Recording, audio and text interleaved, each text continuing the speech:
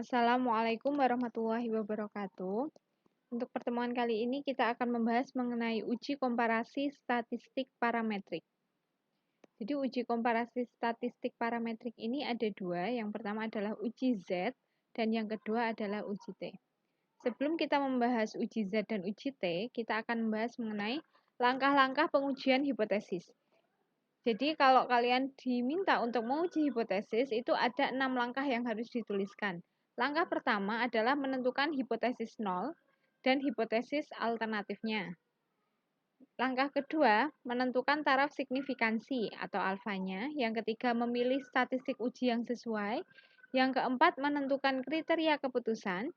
Yang kelima, melakukan perhitungan. Lalu langkah keenam adalah menarik kesimpulan. Jadi ini langkah yang akan dituliskan dalam lembar kerja. Yang pertama kita akan membahas uji komparasi yaitu uji Z. Kriteria uji Z itu yaitu yang pertama adalah data berdistribusi normal, simpangan baku diketahui, jadi ini yang dimaksud simpangan baku populasi, dan ukuran sampel besar. Jadi apabila datanya N-nya itu lebih besar atau sama dengan 30. Nah, sekarang kita akan membahas nih. Jadi macam-macam hipotesis untuk rata-rata populasi. Jadi yang pertama, apabila hipotesisnya itu berwujud mu sama dengan mu 0 dan hipotesis alternatifnya mu-nya itu tidak sama dengan. Nah, jika sigmanya diketahui, maka kriteria keputusannya seperti ini. Kita pakai uji Z. Jadi kalau sigma atau simpangan baku populasi diketahui, kita pakai uji Z. Tapi jika simpangan baku atau sigmanya tidak diketahui, kita pakai uji T, gitu ya. Jadi ini tadi, apabila hipotesisnya mu sama dengan mu 0, hipotesis alternatifnya mu tidak sama dengan mu 0, pakai uji Z, maka nanti kriteria keputusannya seperti ini yang di atas. Lalu yang kedua, apabila hipotesisnya mu sama dengan mu 0, hipotesis alternatifnya mu lebih besar dari mu 0, atau seperti ini, kurang dari sama dengan mu 0 dan alternatifnya mu lebih dari mu 0. Intinya kalau alternatifnya mu lebih dari mu 0, itu kita nanti, jika simpangan baku diketahui, kita pakai uji Z. Nah, nanti kriteria keputusannya adalah H0 ditolak jika Z lebih dari Z alfa. Nah, tapi jika hipotesis alternatifnya itu kurang dari mu 0, jika sigma diketahui kita pakai uji Z, maka nanti kriteria keputusannya ini ya. H0 ditolak jika Z kurang dari negatif Z alfa. Nah, ini kita bahas uji Z dulu. Nah, ini contoh kasus ya. Apabila ada persoalan seperti ini. Sebuah pabrik pembuat bola lampu pijar merek A menyatakan bahwa produknya tahan dipakai selama 800 jam dengan standar deviasi 60 jam. Nah, di sini dicatat nih, ada standar deviasi atau simpangan baku 60 jam. Nah, ini berarti kan simpangan bakunya diketahui. Untuk mengujinya, diambil sampel sebanyak 50 bola. Nah, ini sampel atau N. N-nya 50. Berarti kalau diketahui standar deviasi atau simpangan baku populasi, dan juga N-nya lebih dari atau sama dengan 30, nanti kita akan menggunakan uji Z. Tapi jika ini tidak diketahui, kita pakai uji T gitu ya. Jadi kalau standar deviasi diketahui di soal, dan sampelnya banyak, kita pakai uji Z gitu ya. Nah, ternyata diperoleh bahwa rata-rata ketahanan bola lampu pijar tersebut adalah 792 jam. Pertanyaannya, apakah kualitas bola lampu tersebut sebaik yang dinyatakan pabriknya atau sebaliknya? Jadi ini pertanyaannya, apakah kualitas bola lampu itu sama dengan yang dinyatakan oleh pabrik? Nah, langkah pertama untuk menyelesaikan adalah menentukan hipotesis. Nah, kita mau pakai hipotesis yang mana? Kan di sini kalimatnya adalah dia menyatakan bahwa produknya tahan dipakai selama 800 jam. Pertanyaannya, apakah kualitas bola lampu itu sesuai yang dinyatakan pabrik? Nah, kalau sesuai itu kan berarti sama dengan. Kalau tidak sesuai berarti itu tidak sama dengan. Jadi ini kita pakai hipotesis nolnya itu adalah mu sama dengan mu 0 untuk rata-rata ketahanan bola lampu pijar sama dengan yang dinyatakan pabriknya sesuai. Nah, terus apabila tidak sesuai kita pakai yang tidak sama dengan. rata-rata ketahanan bola lampu pijar tidak sesuai atau tidak sama dengan yang dinyatakan pabriknya.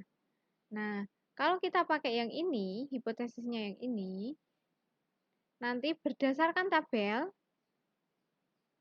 kalau kita pakai hipotesis yang pertama, berarti nanti kriteria keputusannya kita pakai yang ini ya. Nah, sekarang kita lanjut. Langkah kedua setelah penentuan hipotesis yaitu taraf signifikansi. Nah, dalam soal kan tidak disebutkan taraf signifikansi alfanya berapa. Nah, kalau tidak disebutkan, taraf signifikansi yang biasa dipakai itu adalah alfanya itu sama dengan 0,05 atau 5%. Jadi, apabila tidak disebutkan di soal, kita menggunakan 5%.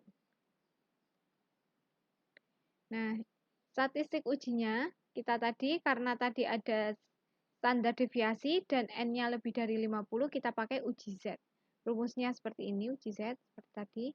Nah, kriteria keputusannya, itu tadi sama seperti tabel, H0 ditolak jika Z hitungnya itu kurang dari negatif Z alfa per 2, atau Z hitungnya lebih dari Z alfa per 2. Nah, sekarang kita cari nih, Z alfa per 2 itu apa sih? Z alfa per 2 itu adalah Z tabel. Jadi, Z tabel itu sama dengan Z alfa per 2. Alfanya tadi kita pakai 0,05. Di sini alfanya tadi. 0,05 per 2 berarti 0,025. Nah, kita cari nih di tabel Z. Z 0,025 itu berapa? Nah, kita buka tabel Z ini. Nah, caranya kita itu mencari, tadi kita akan mencari 0,025 di bagian yang biru ini. Ini kan tabel distribusi normal yang Z. Nah, ini kan 0,5, 0,49. Nah, dilihat 0,025. Nah, di sini sudah mulai 0,0, masih belum. 0,02. Nah, di sini udah ada nih barisan 0,02. Nah, tapi kita carinya 0,025. Karena di sini tidak ada, ini 26. Ini 22, kita ke bawahkan lagi. Nah, kita cari 0,025. Nah, di barisan ini 0,0. Nah, di sini sudah mulai nih 0,025. Nah, kita cek. Nah, karena kalau tidak ada 0,025 persis, kita ambil yang mendekati. Nah, di sini yang mendekati berarti yang ini ya. Ini yang mendekati 0,025. Nah, tadi Z 0,025 itu berapa? Kita lihat ke kiri 1,9 dan kita lihat ke atas 0,06. Jadi kalau digabungkan jadi 1,96. Itu. Makanya tadi nilai dari Z 0,025 adalah 1,96. Nah, ini nilai Z tabel. Z 0,025 adalah 1,96. Nah, artinya kriteria keputusan tadi H0 ditolak jika Z-nya kurang dari negatif Z alfa per 2. Z alfa per 2-nya tadi 1,96, berarti negatif 1,96 atau Z-nya lebih dari 1,96. Tuh, itu H0 ditolak. Itu langkah keempat dituliskan di lembar kerja. Lalu langkah kelima, perhitungan. Nah, perhitungan kita akan menghitung Z nih, pakai rumus. Nah, dari soal tadi diketahui, mu-nya 800, jadi ini tadi soal, sebuah pabrik pembuat bola lampu pijar menyatakan tahan dipakai selama 800 jam. Jadi mu itu yang dinyatakan atau standarnya itu 800 jam. Standar deviasi sigmanya 60, N-nya sampelnya sebanyak 50. Nah, setelah diuji coba diperoleh rata-rata ketahanannya 792. Ingat ya, jadi ini rata-ratanya 792 setelah diuji coba. Nah, ini pernyataan pabriknya itu 800. Rata-rata hasil percobaan 792. Standar deviasi atau simpangan baku 60. Dan sampel yang dipakai adalah 50. Tinggal kita masukkan ke rumus Z. Rumus Z seperti ini. Kita masukkan, kita hitung. Menggunakan kalkulator hasilnya adalah negatif 0,94. Nah, ini langkah kelima perhitungan sudah. Lalu langkah keenam adalah kesimpulan. Nah, kita cek nih. Kalau kesimpulan itu, kita akan menyimpulkan berdasarkan kriteria keputusan. Tadi, H0 ditolak jika seperti ini ya. Nah, padahal tadi posisinya Z-nya itu adalah negatif 0,94. Nah, tadi H0-nya itu akan ditolak jika kurang dari negatif 1,96 atau lebih dari 1,96. Padahal Z hitungnya tadi hasilnya negatif 0,94. Nah, negatif 0,94 itu posisinya di tengah-tengah antara negatif 1,96 dan 1,96. Jadi, dia lebih dari negatif 1,96 dan kurang dari 1,96. Jadi, dia tidak masuk ke sini. Negatif 0,94 itu tidak kurang dari, tapi dia lebih dari negatif 1,96.